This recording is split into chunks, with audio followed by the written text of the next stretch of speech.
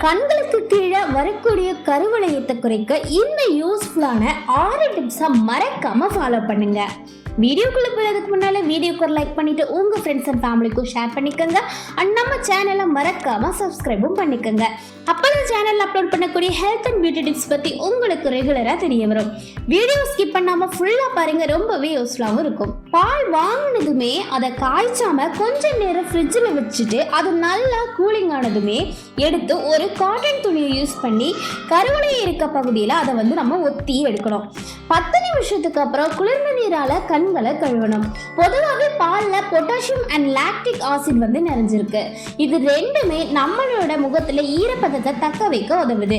முகத்துல ஈரப்பதம் கம்மியா இருக்கிறது தான் கருவளையம் வர்றதுக்கான காரணமா இருக்கு.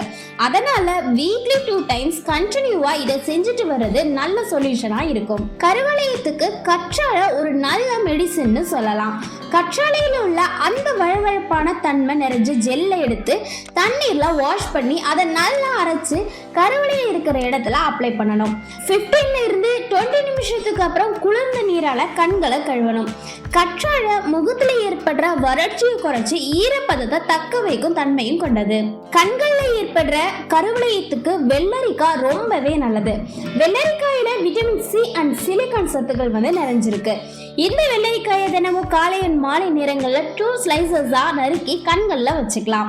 கோடை நாட்கள்ல இப்படி செய்யறது நம்மளோட கண் சம்பந்தமா ஏற்படுற எல்லா பிரச்சனைகளுக்கும் பெஸ்ட் சொல்யூஷனா இருக்கும்.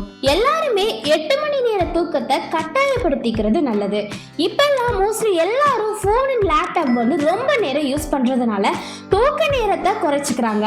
இதனால சின்ன வயசுலயே ஃபேஸ் வயதான தோற்றத்தை அடையுது. பொதுவாகவே கண்களுக்கு மை யூஸ் பண்ற பெண்கள் தூங்குறதுக்கு முன்னால அதை சரியா வைப்ஸ் எண்ணெய் இல்லைன்னு நீரால தொடச்சி ரிமூவ் பண்ணிட்டு தூங்கணும். ஏன்னா நாம யூஸ் பண்ணக்கூடிய கண்மைகள்ல ஏராளமான கெமிக்கல்ஸ் நிறைஞ்சிருக்கு. இதுவும் கூட கருவளையம் ஏற்பட காரணமா இருக்கலாம். கண்களுக்கு விட்டமின் இ நிறைஞ்ச கேப்சூல் இல்லைன்னா எண்ணெய் ரெண்டுமே ரொம்பவும் நல்லதுதான். கடைகள்ல கிடைக்கிற விட்டமின் இ எண்ணெயை நைட்ல தேய்ச்சிட்டு தூங்கினா நெக்ஸ்ட் டே ஃபேஸ்ல ரெஃப்ரெஷ்மெண்ட் தெரியும். இந்த மாதிரி இன்ஃபர்மேட்டிவான விஷயங்களை பத்தி தெரிஞ்சுக்கணும்னா வாய்ஸ் ஆஃப் அபர்ணாவை மறக்காம சப்ஸ்கிரைப் பண்ணிக்கோங்க.